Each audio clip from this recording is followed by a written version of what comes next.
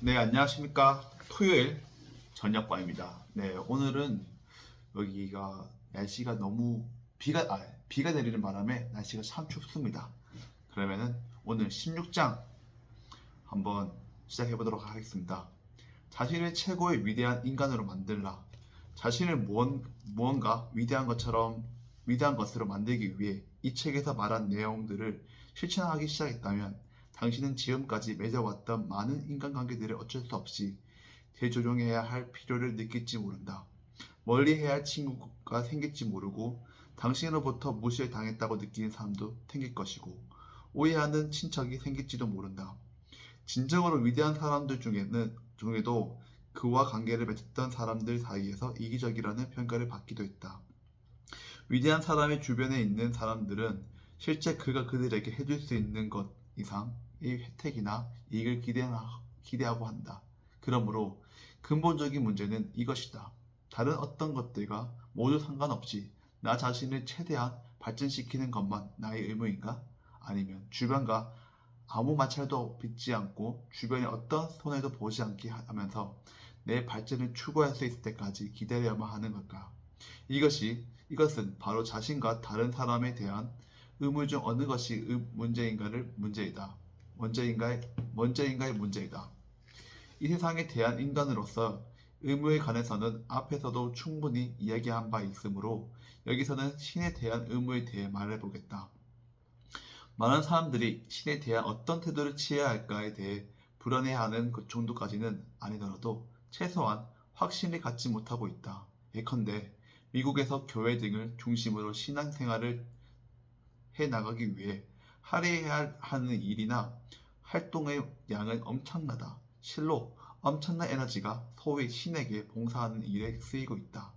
나는 이 자리에서 신을 섬기는 것, 그리고 그 일을 어떻게 하는 것이 최선의 길인가에 대해 잠시 짚어보고 싶다. 아마도 그것을 통해 신앙생활에 대한 기존의 관념들의 잘못된 부분이 많다는 것을 깨달을 수 있지 않을까 하는 생각에서이다. 이스라엘 백성을 노예의 삶에서 구해내기 위해 이집트 땅으로 들어갔던 모세는 내 백성들을 보내라. 그들이 나를 섬길 것이니라.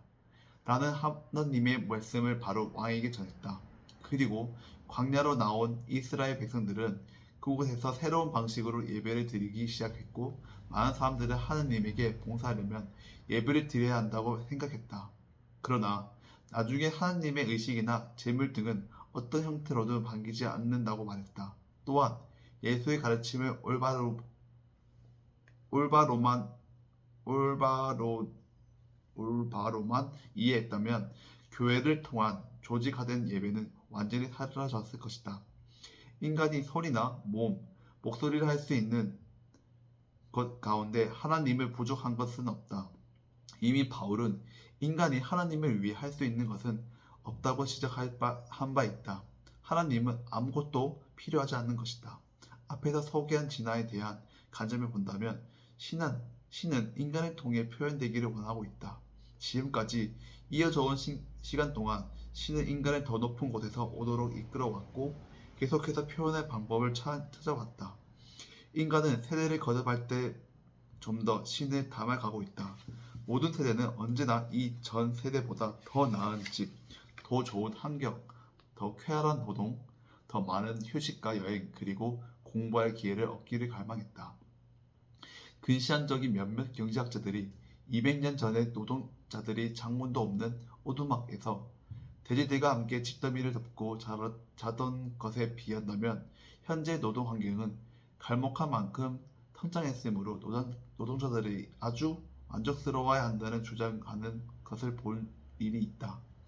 물론 근 200년 전의 노동자가 자신이 알고 있는 모든 형태의 삶을 사는데 필요하다고 여겼던 모든 것을 갖고 있었다면 완전히 만족했을 것이다.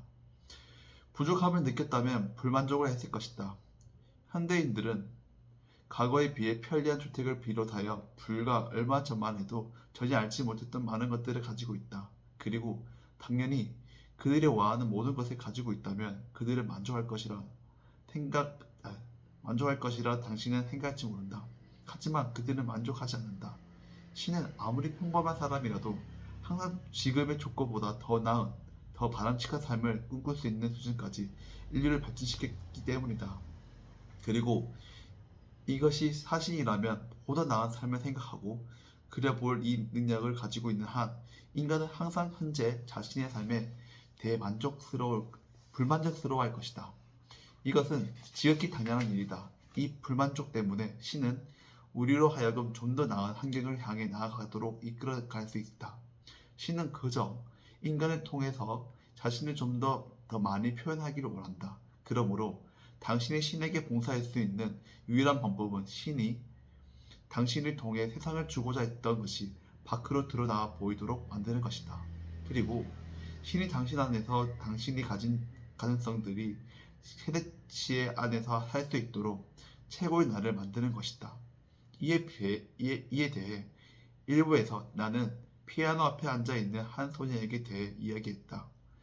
소년의 영혼 속에 잠재있던 음악은 소년의 미숙한 손을 통해 표현되기는 너무 위대했다.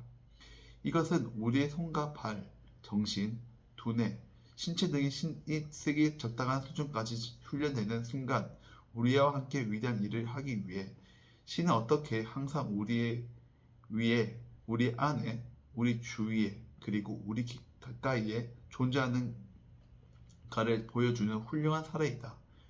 요컨대 신과 나 자신, 그리고 세상에 대한 나 자신의 첫 번째 의무는 어떤 방식으로든 가능한 당신을 위해 당신을 최고의 위대한 인간을 만드는 것이다. 그리고 그것이야말로 의무의 문제에 대한 마지막 결론이 아닐까.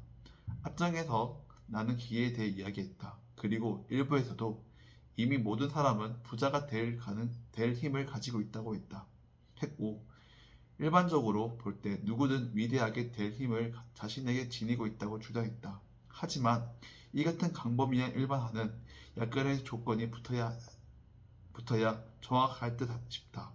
예컨대 유물론적인 생각을 갖고 있는 사람들은 이 책에 쓰여 있는 내용을 전혀 이해할 수 없을 것이다.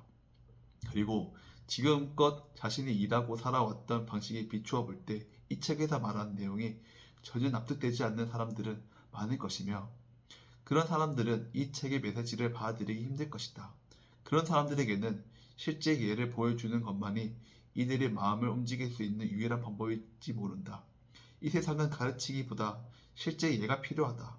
이런 많은 사람들을 위해 당신은 해야 할 일은 그들이 직접 당신을 보고 당신을 닮고 싶다는 바람들이 들 만큼 당신 스스로 위대해지는 것이다. 당신이 위대해지는 것이 그들에 대한 당신의 의무이다. 그래야만 당신 세대는 좀 더 나은 생각의 환경을 가질 수 있게 된다. 스스로를 위대한 사람으로 만들고 싶고 세상에 나가려고 하지만 현실적인 제목에 묶여 그러지 못하는 이들이 자주 보냈던 편지에서 발견한 내용이다. 그들은 가족들이 처한 곤란을 그냥 내버려 두지 못해 걱정되는 사람들은 어떻게든 가족을 부양해야 했다. 그러나 나는 그런 사람들에게 두려움 없이 세상에 나가 최고의 자신을 만들라고 충고한다. 그것으로 인해 가족들이 고통을 당하겠지만 그것은 다만 일시적으로 그렇게 보일 뿐이다. 영혼이 인도하는 대로 따른다면 지금부터 훨씬 더 훌륭하게 가족들을 더 잘 돌볼 수 있을 것이다. 네, 오늘은 한번 이렇게 읽어보았는데요. 이 책의 전반적인 내용은 제가 지금 기억하는 바로는 아직 이 책에서 신에 대해서 한번 생각을 해보라고 하지만은 이게 추상적인 부분이다 보니 이 책에 대해서 이해를 못하는 부분이 있다고 합니다. 그리고 그 내용에 어떤 설명이 있었는데 기억이 나지 않습니다. 이게 또 집중을 하고 이 책에 대해서 글에 있는 데만 집중하다 보니 이 내용에 대해서는 전혀 이해를 못한 부분이 있지 않나 라고 생각하며, 또 발음도 정확했던 부분도 아니었습니다. 그렇게 계속해서 노력을 해야 하지 않나 라는 생각을 들고 오늘도 하루를 마치도록 하겠습니다. 여러분들 참 날씨가 좀 다시 또 추워졌는데 네, 추운 날씨 항상 조심하시고요. 네, 그러면은 오늘도 마무리하도록 하겠습니다. 네, 감사합니다.